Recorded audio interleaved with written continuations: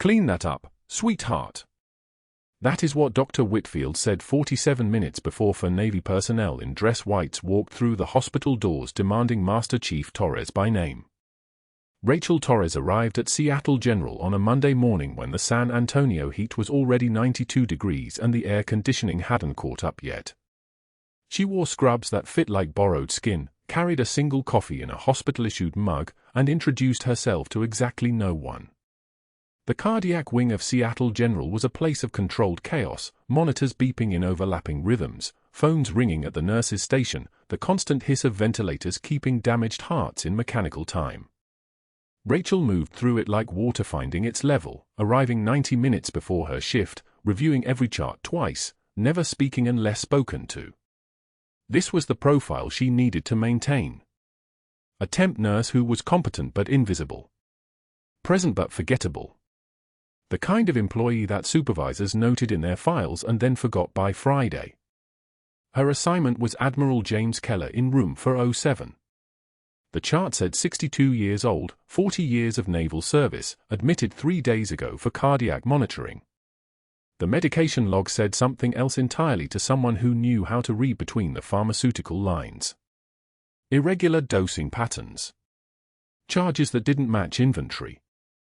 A billing pattern that would have made sense to exactly two people in the hospital. One was the man running the scheme, and the other was the Navy Intelligence operative now standing in scrubs at the nurse's station, reviewing those same records with an intensity that would have alarmed anyone paying attention.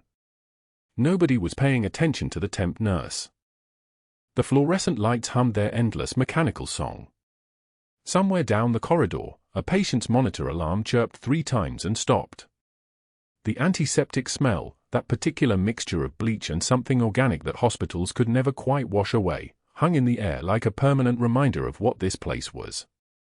Healing and suffering kept in separate wings, bleeding into each other at the edges. Rachel's hands moved across the medication logs with precision, her fingers tracing dosages and dates. Faint burn scars marked her forearms, old white lines that caught the light when she reached across the desk. She wore long sleeves anyway. The slight hesitation in her left shoulder when reaching overhead was something she'd learned to minimize but never eliminate, a souvenir from Sanjin Valley when an IED had tried to separate her from her arm and settled for scarring half her nervous system instead. Her left hand was still good. Still steady. Still capable of doing the work that mattered.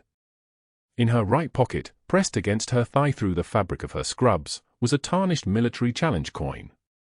It was the size of a $50, worn smooth by 2 decades of hands, hers and one other person's. The coin pressed into her skin in a way that kept her grounded. That kept her present. That reminded her why she was here in San Antonio, on a temp assignment that was supposed to be 2 weeks, monitoring a Navy admiral's medication records for irregularities that pointed to something larger and uglier than simple fraud. Dr. Whitfield entered the cardiac wing at 10:41 a.m. with an entourage of 3 medical residents trailing behind him like remoras following a shark. He was the kind of man whose presence announced his importance before his mouth opened, expensive watch, Italian shoes polished to a shine that reflected the overhead lights, a voice that carried the particular arrogance of someone who had never been told no in any way that stuck. His tie was silk. His hair was silver and perfect. His smile was the kind that predators wore when they were sizing up prey. He reviewed charts with the kind of dismissive efficiency that came from knowing the patients as line items rather than as people, his eyes passing over Rachel at the nurse's station with the kind of brief glance you might give a water fountain or a supply cabinet. Just another piece of hospital furniture. Just another temp. What Dr. Whitfield didn't know was that the quiet woman organizing medication logs had survived 37 combat deployments, held the pulse of bleeding soldiers while they died in her hands, carried the weight of classified operations that would never appear in any official record. He didn't know that she'd been attached to SEAL Team 3 for 8 years, that her hands had performed pericardiocentesis under fire in desert field hospitals where the ticking clock was literal and the only surgeon available was her own instinct. He didn't know that Naval Intelligence had placed her here specifically because her competence was invisible, because she could walk through a hospital the way she'd walked through hostile territory, noticing everything, changing nothing, leaving no footprint. "Get those charts for the morning rounds," Dr. Whitfield said to the residents without looking at any of them. His voice came out like a tank idling in a garage, low and constant and capable of rolling over whatever was in its path. And someone get me coffee. Not that swill from the cafeteria. Actually have someone bring proper coffee. Rachel continued organizing the medication logs. The coin in her pocket seemed to press harder against her skin. She didn't look up. Looking up was the kind of thing that invited attention, and attention was the last thing she could afford during week 1 of a 2-week assignment that was supposed to be routine monitoring, supposed to be simple, supposed to be in and out before anyone realized she'd been there. Except Dr. Whitfield had other ideas about the temp nurse. He paused as he was moving through the station, and his eyes landed on Rachel with the particular focus of someone who had just noticed something that bothered him. It wasn't a hostile notice. Not yet. It was the notice of a man observing a problem he was trying to categorize. She was organized. Efficient. Asking no questions. Moving with purpose through his ward. Those were all things that should have been benign, except to a man like Whitfield. Competence in subordinates was always a threat. Competence meant independence.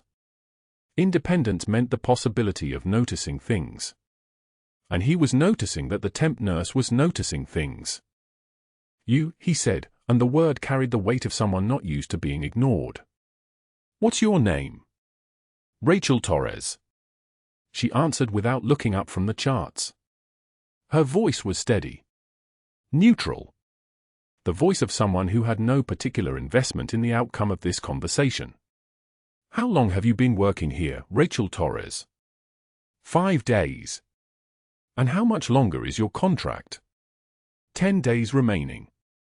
She turned to face him now, meeting his eyes with the kind of calm that came from having already stared down much worse than a cardiologist in expensive shoes. Is there something you need, Dr. Whitfield? He smiled then. It was the kind of smile that preceded something unkind. Rachel recognized it the way a wolf recognizes the smell of blood on the wind. She'd seen that smile before. She'd survived that smile before. She would survive it again. Tell you what, he said to his residents, loud enough that the entire nurses' station could hear it clearly. I'm going to make a little wager. $50 says the temp nurse doesn't make it through the week. She's already got that look, the look of someone who realized they're in over their head. Am I right? He didn't wait for an answer. He turned to face Rachel directly. What do you say, Torres? You think you're going to last past Friday? The room went quiet. The kind of quiet that happens when people are waiting to see if someone is going to cry or lose their temper. Rachel's jaw clenched. Not visibly. Not in any way that would give him the satisfaction. Just a small compression of muscle that transferred the pressure down into her chest where he couldn't see it. She turned back to the charts without answering. $50 says she's gone by Friday, Dr. Whitfield announced to his residents, who laughed like trained seals. Easy money. Rachel moved through the morning methodically, continuing to organize, continuing to review, continuing to exist in the hospital the way she existed everywhere, present but invisible. The coin in her pocket seemed to pulse with her heartbeat. She had orders. Monitor the Admiral. Document the irregularities. Don't surface unless absolutely necessary. Maintain cover. 2 weeks. She could do 2 weeks. She had done harder things in worse circumstances. Lunch came at noon. The hospital cafeteria was a testament to institutional cooking at its most honest, grey meat, vegetables that had given up on flavor, salads that smelled faintly of plastic. Rachel took a tray with turkey sandwich, apple slices, and water. She moved through the line with the same efficiency she brought to everything else, paid for her meal, and was turning toward the tables when Dr. Whitfield appeared beside her. He was moving fast, his trajectory through the cafeteria was purposeful, and the moment Rachel saw him coming, she understood that the wager had just entered a new phase. His hand connected with her tray from the side. Not a gentle bump. A deliberate strike aimed at the center of gravity of the plastic tray she was holding. The turkey sandwich went first, flipping through the air with a kind of slow-motion inevitability. The apple slices scattered. The water cup toppled and spilled across the tile floor in a spreading arc of clear liquid that reflected the fluorescent lights like a small inland sea. "Oops," Dr. Whitfield said. He wasn't even looking at her. He was looking at the residents who had followed him into the cafeteria like a school of fish following bait. "Clean that up, sweetheart. You're a nurse. You know how to handle messes." The room had gone still. Not the silence of people respecting a moment. The silence of people waiting to see what would happen next. Rachel stood holding the tray, watching the water spreading across the tile. Her hands didn't shake. Her face didn't flush. She didn't speak. She simply set the tray down on a nearby table, found a towel, and knelt to clean up the mess. "That's what I thought," Dr. Whitfield said. He was already moving away. "See you Friday, Torres. I'm looking forward to celebrating my $50. Rachel wiped the floor in long, even strokes.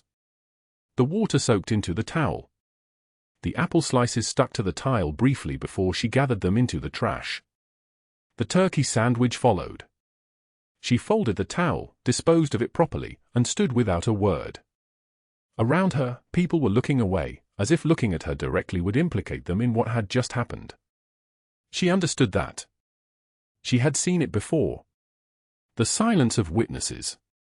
The neutrality of people watching someone else be humiliated and choosing not to intervene. She went home that night without eating.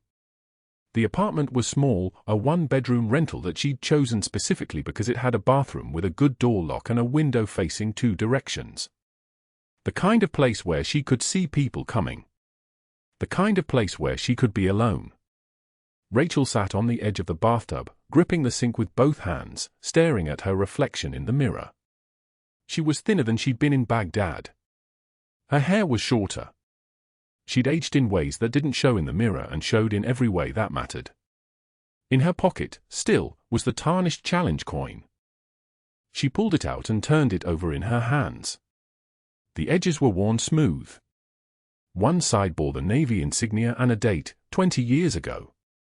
The other side was engraved with a name and words she'd read 1,000 times, for those who carry the weight so others don't have to.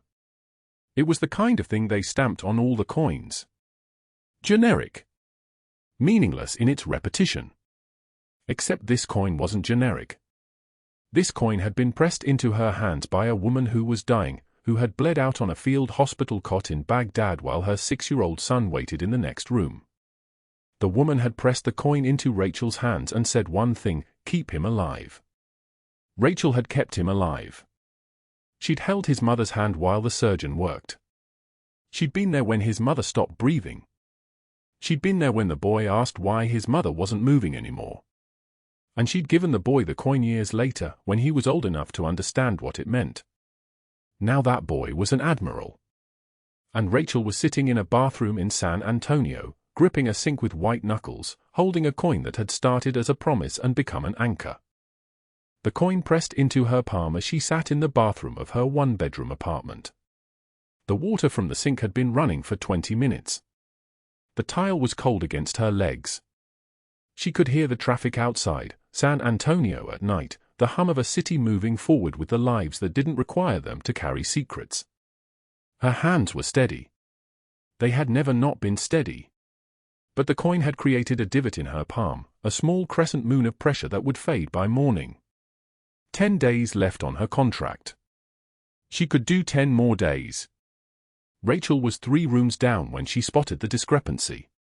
Admiral Keller's chart showed a dosage of digoxin that didn't match his ejection fraction, and beneath that, a pharmaceutical order for a cardiac catheterization that predated his admission by 2 weeks. The numbers didn't align with his diagnosis.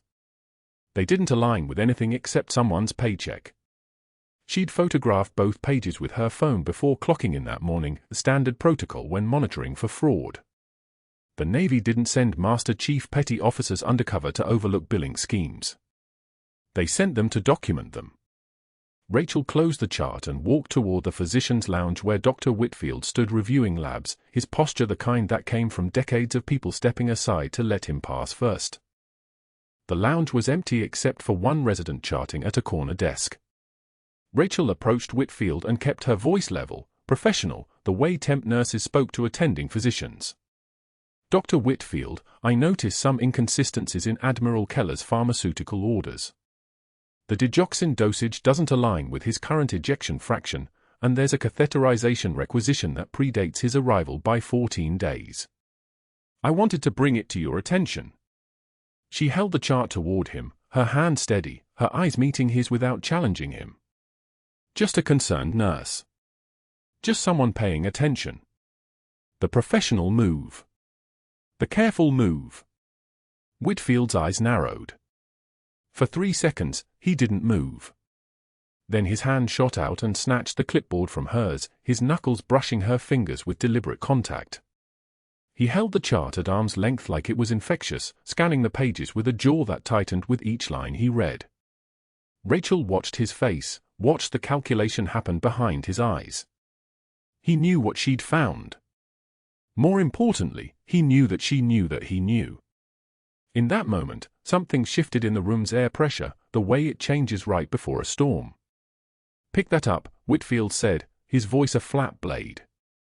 He'd thrown the clipboard hard enough that the metal clip cracked against the tile floor with the sound of a gunshot in the quiet lounge, loud enough for the resident at the desk to look up and then immediately look away.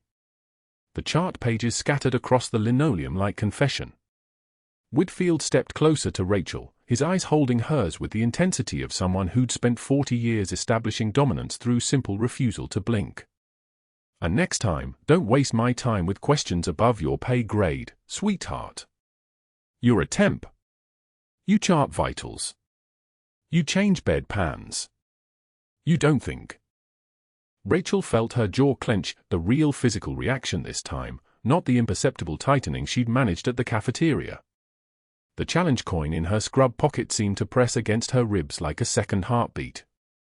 She bent and retrieved the clipboard, her hands moving through the motion with precision, gathering each page in order, straightening the bent corner of one form with her thumb. Every movement deliberate. Every movement controlled. Her hands didn't shake. Her breathing didn't change. But something in her chest compressed like a fist, like pressure building behind a valve with nowhere to release. She straightened, clipboard in hand, and met his gaze one more time. Yes, doctor. Nothing else. No apology, no explanation, no argument. Just the 2 words that acknowledged his authority while maintaining her invisibility. Whitfield smiled, a smile like a predator showing teeth to prey it had already decided to consume, and walked past her toward the door. The resident didn't move. The silence in the lounge stretched like taffy, thick and suffocating. Rachel stood alone with the scattered pages and the taste of copper in her mouth. 18 years. 18 years of field medicine in Helmand Province, 18 years of making decisions that kept people breathing when they should have been dying. 18 years of being listened to, being trusted, being something other than a temp who changed bed pans. She thought about the challenge coin in her pocket, the one Admiral Keller's mother had pressed into her hand in a field hospital in Baghdad as she was bleeding out, begging her to keep her 6-year-old son alive. She'd kept him alive. She'd saved his life. And now that same Admiral was upstairs in room 407, and Dr. Whitfield was systematically stealing from his medical care while the Navy blindly paid the invoices. Rachel returned the chart to the nursing station, her face a mask of professional composure. The afternoon nurse passed her without comment. A resident grabbed coffee. The fluorescent lights hummed their mechanical song. Everything was normal. Everything was routine.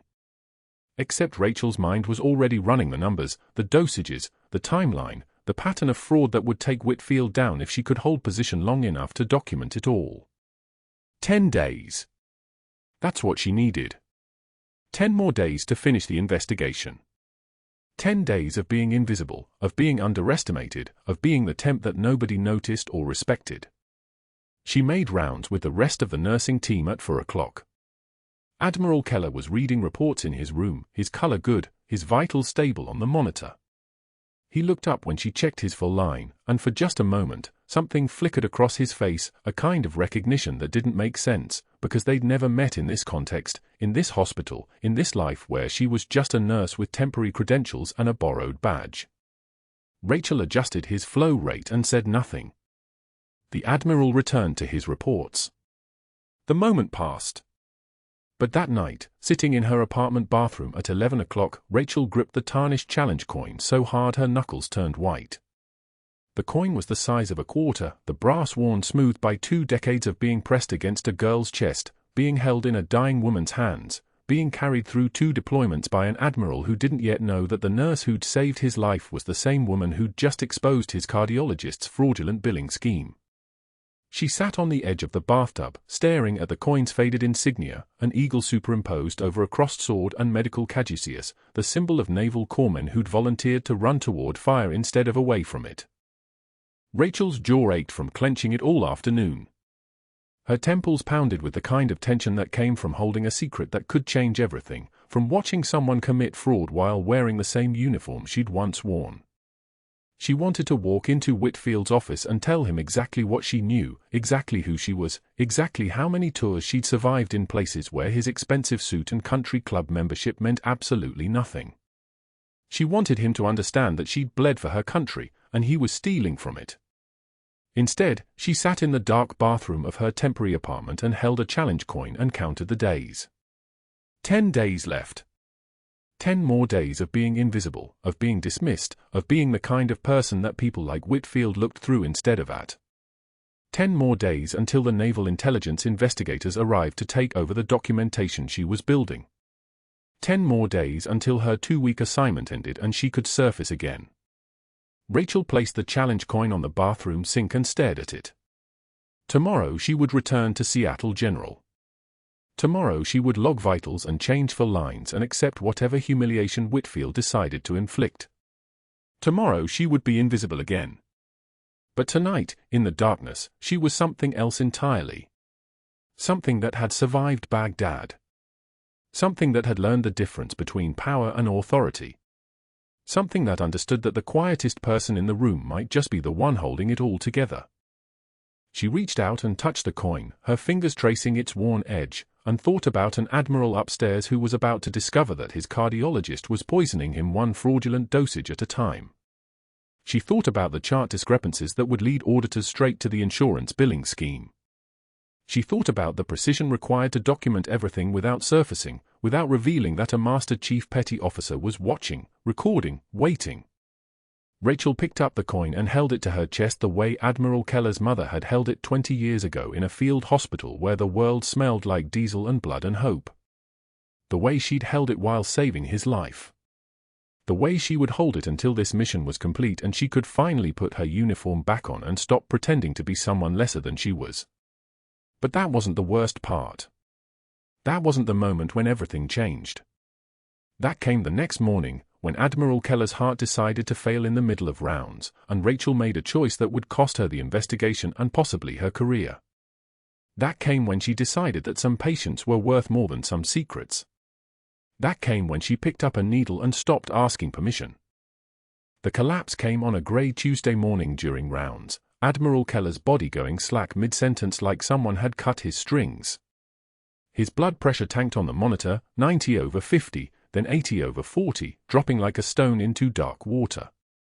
The attending physician, a resident named Patterson who'd spent for years studying textbooks instead of learning what panic looked like, froze with a clipboard still pressed against his chest.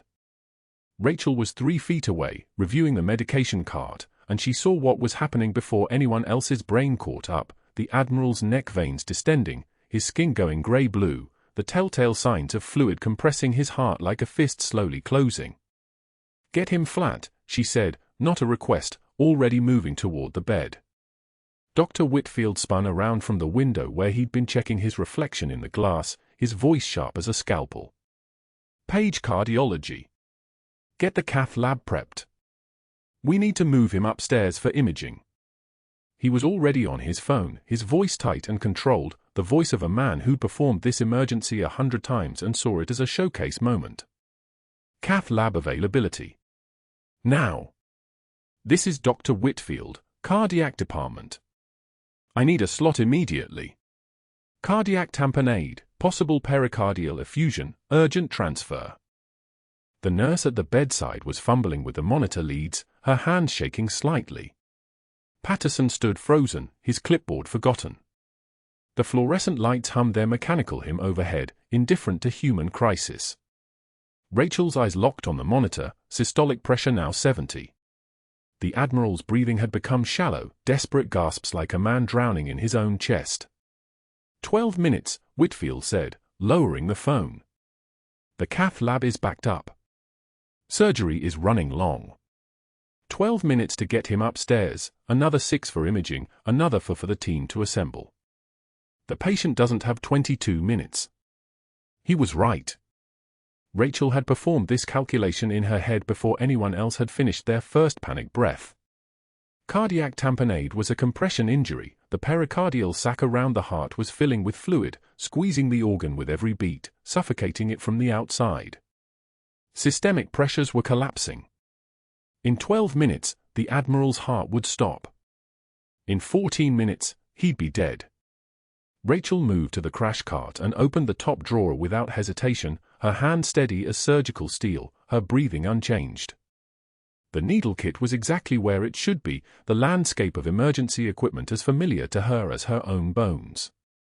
A 14-gauge angiocath needle, a 20-milliliter syringe, sterile gauze, betadine swabs. Everything she'd used in a field hospital outside Fallujah while mortar rounds rattled the windows and a 7-year-old boy with shrapnel in his abdomen waited for surgery that might save his life or might come 5 minutes too late. "What are you doing?" Patterson's voice was high, uncertain, the voice of a man watching someone step off a cliff. Rachel didn't answer. She moved to the Admiral's bedside with the kind of calm that only comes from having already survived the worst, and her hands began their work. Sterile gloves snapped like small gunshots. Betadine swab across the skin, the sharp antiseptic smell cutting through the recycled air. She palpated the landmarks, the angle of his ribs, the space between the 5th and 6th intercostal, the exact anatomy she'd learned under fire and reinforced through 3 decades of muscle memory that never forgets. Whitfield turned, his phone still in his hand. "What the hell are you doing? Step away from that patient." "No," Rachel said quietly. Her voice had changed. It happened like that sometimes, the moment the mask came off, even by an inch. The word came out not as a question or an apology but as a statement of fact, the way a general speaks to a private who's confused about orders. She positioned the needle at the exact angle, her breath controlled, her mind already 3 steps ahead. The Admiral's eyes were open but unfocused, his lips starting to turn blue around the edges. Blood oxygen was dropping. Maybe 90 seconds before loss of consciousness. Maybe 2 minutes before cardiac arrest. The needle went in smooth and steady, gliding through skin and fascia to the pericardial membrane, and when the resistance changed, that subtle give that told you'd reached the sac, Rachel knew it the same way she knew the sound of incoming mortars. The syringe filled immediately with fluid, dark and blood-tinged, the pressure inside that sac forcing itself out with almost visible relief. The hiss of pressure equalizing, the way air escapes from a room when you open a sealed door. The Admiral gasped. His color changed from slate gray to human pink in the space of 3 seconds. The monitor beeped once. Twice. The rhythm steadied. BP climbed, 75, 80, 85. Oxygen saturation crawled upward from 62 to 70 to 88, the slow climb of a drowning man breaking the surface. Sinus rhythm, the nurse whispered, and there was something like reverence in her voice. Dr. Whitfield's face went white, then red, then a color that had no name. His phone slipped from his hand and clattered on the tile floor. He looked at the needle in Rachel's hand, at the syringe full of fluid, at the Admiral's rising blood pressure numbers on the monitor, and for 3 full seconds he didn't speak. When he did, his voice was different, thinner, edged with something that might have been fear underneath the rage. "What the hell did you just do?" Rachel withdrew the needle with practiced care, applied sterile pressure to the puncture site, and straightened up. Her voice was level, clinical, the voice of someone reporting weather. Pericardiocentesis for cardiac tamponade. Relief of fluid compression. He has time for the cath lab now. "That's an invasive procedure," Whitfield said, his voice starting to climb. "You're a temporary nurse." You're not credentialed. You don't have physician oversight. You just performed an unauthorized medical procedure on a Navy patient without authorization. She didn't respond. Rachel worked as if he weren't there, securing a sterile dressing over the puncture site, checking the Admiral's vital signs, ensuring the breathing pattern was stable and the color had returned to something that resembled life. The Admiral's eyes focused, and for a moment, just a fraction of a second, his gaze met hers with a clarity that hadn't been there a minute before. Something flashed across his face. Recognition. Understanding.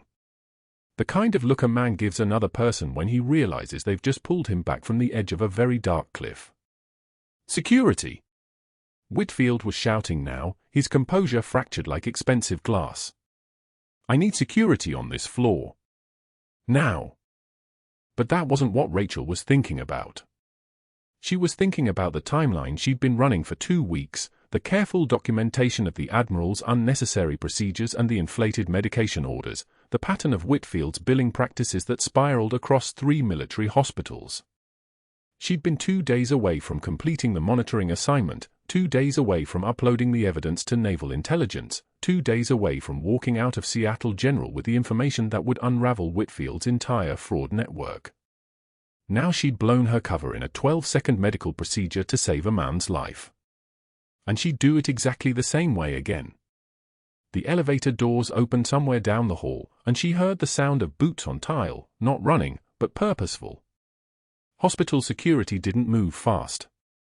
But they moved with authority, and Rachel knew what came next because she'd spent a career understanding the mechanics of institutional power. A report filed. An investigation opened. Her nursing license flagged. Her references contacted. Her cover blown like smoke. What happened next didn't just end her assignment. It changed the meaning of everything that came before. Within an hour of the pericardiocentesis, hospital security appeared at the cardiac unit nurses' station with their hands resting on their duty belts, and they didn't look apologetic. Rachel was reviewing Admiral Keller's post-procedure vitals, O2 climbing to 94%, blood pressure stabilizing at 118/72, when the senior guard approached her with the kind of careful formality reserved for situations that required documentation. Ms. Torres, he said, not meeting her eyes, we need you to come with us. She didn't ask questions. She didn't protest. She simply closed the chart, set down her pen, and followed them past the residents who suddenly became very interested in their computer screens, past the attending physicians who had frozen mid-conversation, past the code blue crash cart that had been wheeled away now that it was no longer needed. The elevator hummed its mechanical descent, and Rachel stood in the corner with her hands folded, her face a mask of professional courtesy. She was already calculating the damage. Dr. Whitfield was waiting in the administrative hallway outside the credentialing office when she emerged from the security escort. He stood with his tablet held against his chest like a shield, his jaw tight with something that looked almost like satisfaction. Behind him, the hospital's chief medical officer, Dr. Patricia Hayes, emerged from her office with the careful expression of someone who'd been briefed on a liability issue and was now conducting damage control. Ms. Torres, Hayes said carefully, we need to discuss what happened in Admiral Keller's room this morning. Rachel said nothing. She simply waited, her breathing steady, her hands still folded. Dr. Whitfield has filed a report indicating that you performed an invasive cardiac procedure, a needle pericardiocentesis, without physician authorization or oversight, Hayes continued, reading from a document that was already compiled, already official. That procedure violates Hospital Protocol 7.3.2, which requires attending physician supervision for all invasive interventions. The words landed like a controlled demolition. Rachel heard them not as accusations but as the architecture of a trap being assembled around her. The patient was in cardiac tamponade, Rachel said quietly. Her voice hadn't changed pitch. No pulse. No blood pressure. The attending physician was frozen. The patient would have died in the time it took to transport to the cath lab. Hayes held up a hand. I understand the intention was to help. But intention doesn't supersede protocol. Whitfield stepped forward, his voice smooth as surgical silk. The patient stabilized. That's fortunate. But we can't have nursing staff making clinical decisions, no matter the outcome. It sets a precedent. It undermines physician authority. The sentence was designed to sound reasonable, and it was. It was also a lie wrapped in institutional language, a way of saying that Rachel's decision to save a life had violated the hierarchy that allowed Whitfield to bill the military insurance for procedures that didn't exist. Hayes closed the folder. We're opening a formal credentialing investigation. Effective immediately, your temporary assignment is terminated. You'll need to return your badge and access credentials before you leave the building. Rachel nodded once. Understood, she said, and the word tasted like ash. What happened next didn't happen in an office or a hallway. It happened in phone calls made from Whitfield's office while Rachel was still walking toward the employee exit. The first call went to Board Chairman Hastings, the elderly cardiologist whose retirement portfolio had been padded for years by the profitable procedures Whitfield had steered his way. Patricia's opening a credentialing investigation on the temp nurse who performed the unauthorized pericardiocentesis, Whitfield said conversationally, as if this was routine hospital business and not the orchestrated dismantling of a threat. It's going to be messy if the media catches wind of it, makes us look like we can't control our staff. I was thinking the investigation moves fast, and we resolve it by end of week. Clean. Professional. Protects everyone involved. Hastings understood. He always understood. I'll call Patricia, he said, and the call ended. The second call went to the director of nursing at Baylor, where Rachel had listed her previous assignment on her temporary employment contract. Hi, this is Dr. Whitfield from Seattle General, he said with practiced warmth. I'm doing a reference check on Rachel Torres. She's currently a temp in our cardiac unit, and I wanted to ask about her general reliability. Any concerns you noticed during her tenure? The question was crafted to plant doubt without asking directly. The nursing director, responding to the implied authority of a physician calling from another hospital, suddenly recalled vague concerns about Rachel's judgment, her tendency to work alone, her difficulty with collaborative care. By the end of the call, Rachel's name was attached to a whispered list of red flags that would follow her through the healthcare system like a bloodstain. The third call was to the hospital's credentialing investigator, Dr. Marcus Webb, who had been Whitfield's resident 7 years ago when Whitfield had written the recommendation letter that helped Webb secure his current position. Marcus, I wanted to give you a heads up on the Torres case, Whitfield said. The patient outcome was good, but the protocol violation was significant. Very significant. I'm worried about liability if this gets out. I trust you'll handle the investigation with appropriate rigor. The message was clear: move fast, find problems, bury this. Webb would understand what was being asked of him and would understand the cost of saying no. Rachel didn't know about these calls. She was in the cardiac unit locker room, removing the temporary name badge that had given her access to Admiral Keller's medical records, sliding it into an envelope with her parking pass. She folded her hands on her lap and breathed. In. Out. In. Out. The pericardiocentesis had taken 90 seconds. The aftermath would take everything else. Her undercover timeline had been 2 weeks, 5 more days of documentation, of photographing billing records, of flagging the fraudulent procedures for Naval Intelligence. The hospital's auditors were scheduled to arrive in 8 days. 8 days might have been enough to bury herself so deep in the paperwork that Whitfield's scheme would be exposed while she was still here to provide testimony. Now the timeline was gone. Her credibility was gone. The investigation would collapse the moment they terminated her, and Whitfield knew it. She drove to the parking garage in a daze, not processing the act of walking to her car or inserting the key into the ignition. The garage was a concrete sepulchre, fluorescent lights buzzing overhead like caged insects, casting everything in a sickly yellow glow that made her skin look like it belonged to a corpse. She sat in the driver's seat with the engine off, her forehead pressed against the steering wheel, her hands gripping it at 9 and 3 like she was still in control of something. 40 minutes passed this way. 40 minutes of not starting the car. 40 minutes of pressure building behind her eyes that she refused to let escape. The challenge coin dug into her thigh where she'd shoved it deeper into her pocket, and she pressed her hand against the fabric to feel the weight of it. 20 years. A mother's dying request. A 6-year-old boy with blood in his hair. Hands that had held him together while mortars fell in the distance and a surgeon ran toward them with a scalpel in his fist. She'd saved that boy. She'd saved Admiral Keller this morning.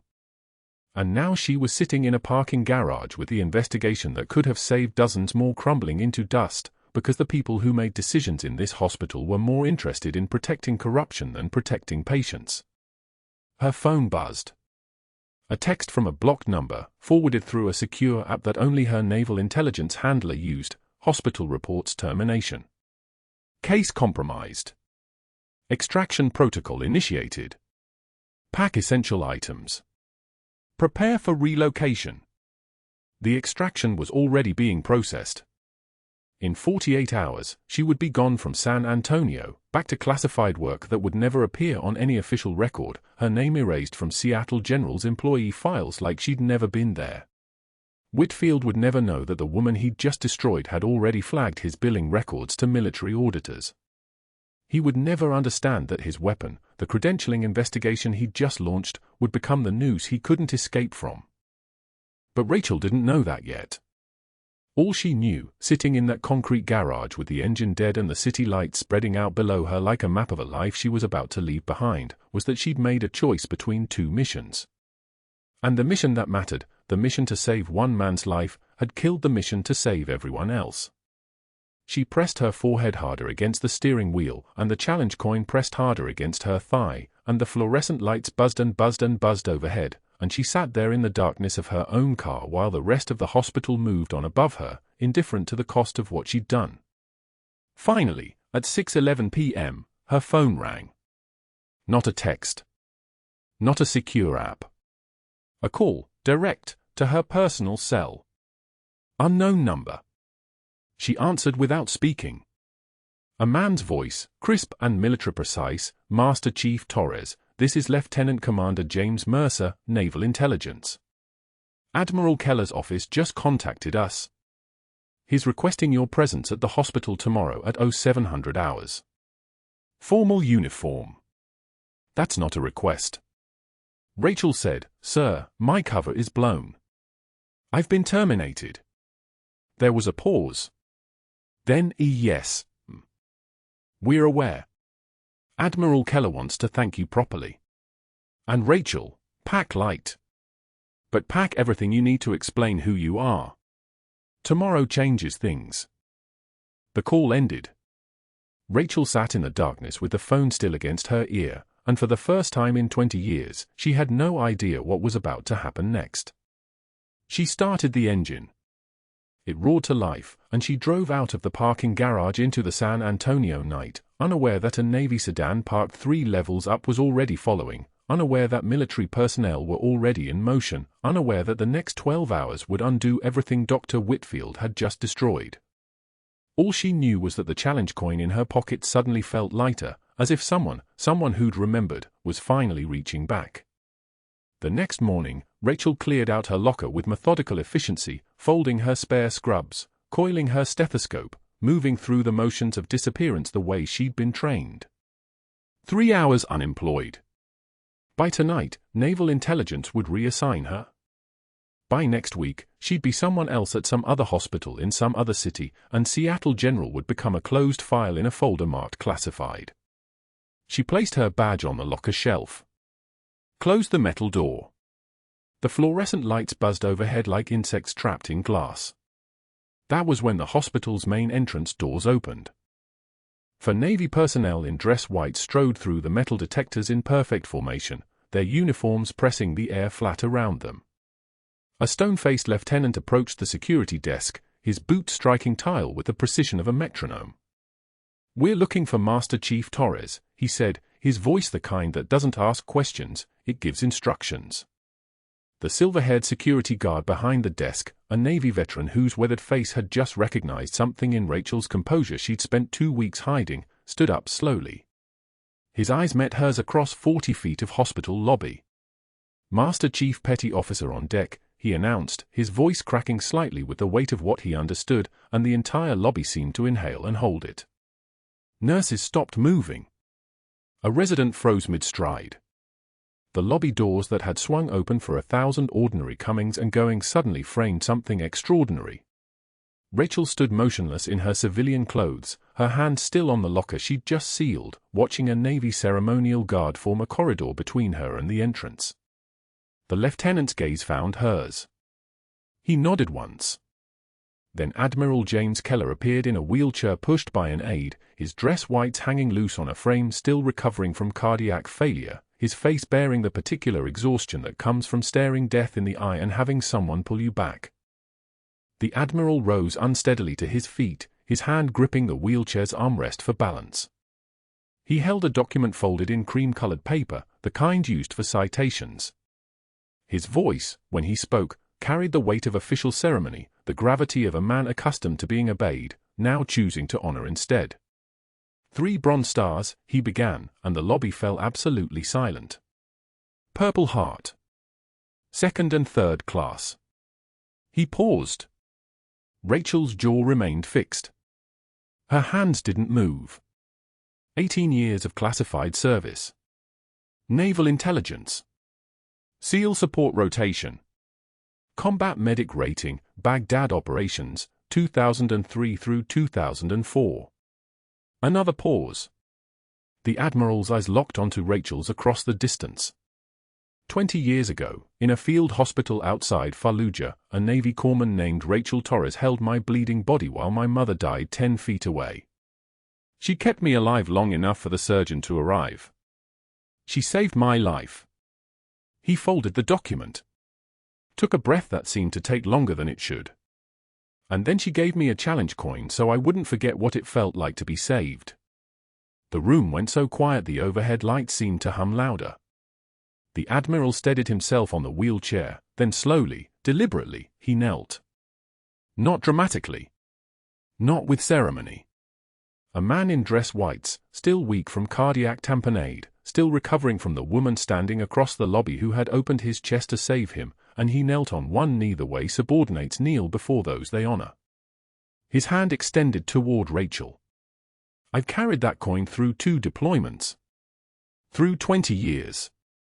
I want to carry it home. Rachel crossed the lobby in 12 measured steps. Her voice, when she spoke, had transformed, no longer deferential, no longer soft. You earned it, Admiral. She reached into her pocket and withdrew the tarnished challenge coin, the one a dying mother had pressed into the hands of a young corpsman 2 decades ago, the one that had traveled through wars and hidden identities and 2 weeks of deliberate invisibility. She placed it in the Admiral's extended palm. His fingers closed around it slowly, as if he were holding something alive. The silence lasted 3 seconds. Then the lobby erupted, not loudly, but with the particular intensity of people witnessing something they didn't have language for. Nurses were calling other nurses. A resident was crying quietly. The attending physician who had frozen during the pericardiocentesis was standing motionless, his expression somewhere between understanding and shame. But Rachel's attention had already shifted. She could feel it in her bones the way she'd learned to feel operational shifts in Baghdad, the sudden cracking of a sealed case, the machinery of exposure grinding into motion. What happened next didn't just silence the room. It ended careers. That same afternoon, military auditors arrived at Seattle General with federal warrants. They set up in a conference room on the administrative floor and began requesting files. Every cardiac procedure performed on military patients in the past 3 years. Every pharmaceutical order. Every billing code. Every supply invoice. The investigation Rachel had begun during her 2-week placement, the discrepancies she'd noted, the patterns she'd documented, the evidence she'd compiled before Whitfield had her terminated, suddenly became the foundation of a federal audit with teeth. Dr. Whitfield's office received the first notification at 2:36 p.m. By 3:15, he was making calls. To the board chairman who didn't answer. To residents who'd transferred out. To allies whose phones went to voicemail. His network had evaporated overnight, replaced by something exponentially more powerful: official scrutiny, federal authorization, the machinery of government investigation that operates in a dimension beyond hospital politics. His receptionist quit by day 3. A resident transferred to another institution before the audit's first week ended. The board placed Whitfield on administrative leave pending investigation. The investigation that he'd weaponized to destroy Rachel's credibility had been inverted, its machinery now grinding toward him with inexorable precision. The audit revealed systematic fraud across 15 years. Inflated pharmaceutical charges. Cardiac catheterizations performed on stable patients. Procedures billed but never conducted. Kickback arrangements with a medical supply company that had funneled $487,000 back into accounts bearing Whitfield's wife's maiden name. Rachel's notation in Admiral Keller's chart, the one that had sparked her investigation, the one Whitfield had thrown at her feet, became Exhibit A in the federal filing. He hired a lawyer. Then a better lawyer. Then watched as criminal charges followed the medical board suspension. His attorney negotiated a plea deal: restitution of $820,000, permanent license revocation, 5 years probation, quarterly reporting requirements.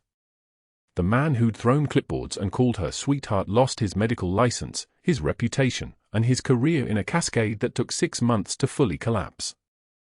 6 months later, Rachel was driving through the shopping district on San Antonio's east side when she saw him.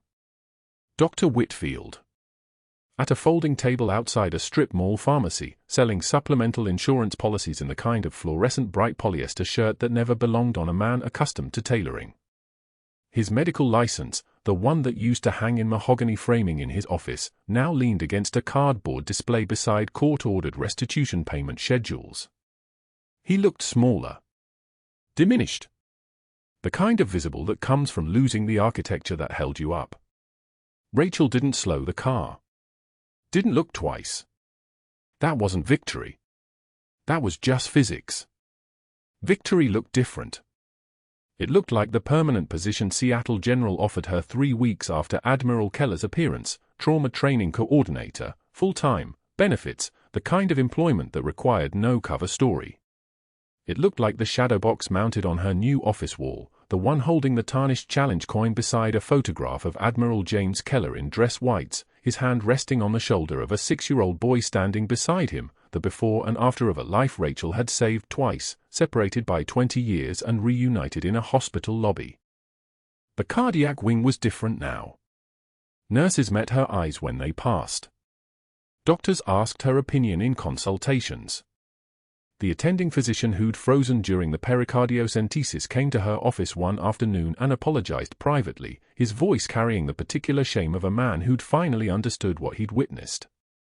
Rachel accepted the apology with a nod and nothing else. That was all that was necessary. Admiral Keller recovered fully and returned to active duty, but he visited every 6 months, always unannounced, always bringing coffee from the shop outside the gates of Naval Base San Diego. They didn't talk much. They didn't need to. Sometimes he just sat in her office for 20 minutes, looking at the challenge coin in its shadow box, then stood and left without speaking.